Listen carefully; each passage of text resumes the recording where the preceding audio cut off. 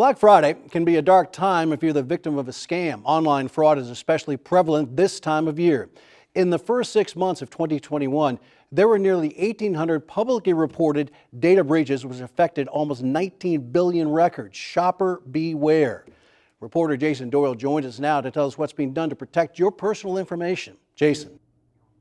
Keeping your personal data safe is a job for you as well as for businesses and governments. And that requires a little bit of tech savvy.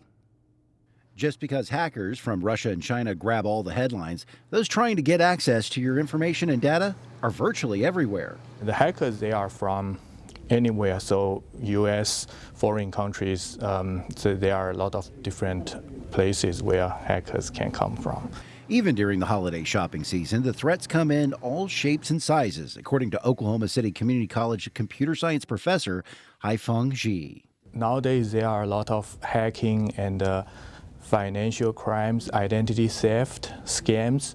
So the consumers need to protect themselves against these crimes and scams. Of course, we should all know the basics by now. A good, strong password goes a long way to keeping data thieves from getting to your personal information and accounts. Such as having strong passwords and be careful about where you go when you shop online.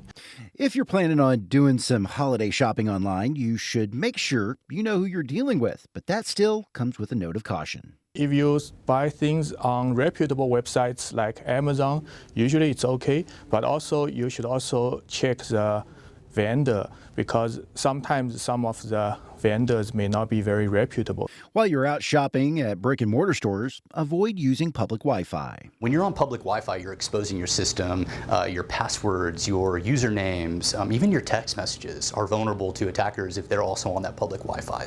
Jim Carmen with the Alias Forensics advises a good data plan on your smartphone to help avoid the dangers of public Wi-Fi. When I'm in public, I use my cell phone in the hotspot feature on there versus a public Wi-Fi. Carmen also suggests two-factor authentication in addition to strong passwords. You'd use your regular password, and then they'd send a code either to your phone or email that you would enter to prove that you are who you are, you have the right credentials to get into the system. And if you get a really good offer in your email's inbox, beware.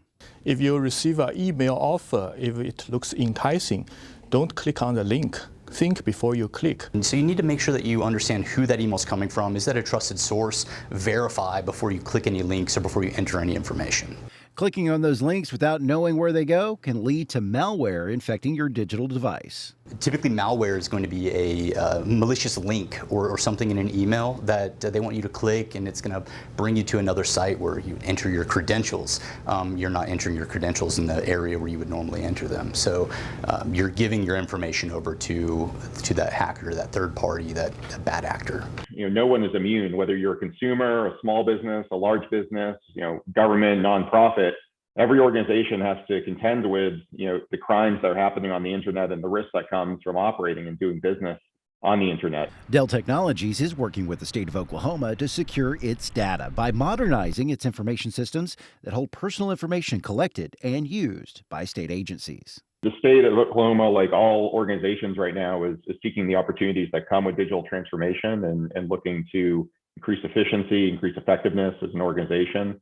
But with that, I think we have to contend with the risks that organizations of all size face, and certainly the state is not immune to threats in the cyber landscape. Almost a year ago, we had the opportunity to go through and make an investment to essentially create a mirror image of what's here in our data center in Oklahoma City at what we call TX1, which is another facility down in Garland, Texas. That offsite center will facilitate a faster recovery of lost data should a state agency have its information breached or a ransomware attack occurs. Now I would tell you we can do it in a matter, we'll say it's measured in hours instead of months. How about that? The amount of data the state of Oklahoma manages is like downloading 665,000 full-length feature films. Petabytes is 1,000 times 1,000 gigabytes. So it kind of give you some idea of the scale of the data that we're transferring back and forth. The state is taking a defense in depth strategy to protect its data. Where basically we have protections on the systems themselves, we have protections on the network, we have protections on the endpoints, the workstations that people use, protections on the websites that our constituents are accessing. There's a lot of different solutions that have to be in place. One last piece of advice for consumers and companies: invest in a good antivirus protection software. You really need a antivirus software on your devices, whether it's a computer or if you have an Android phone, you also need antivirus software.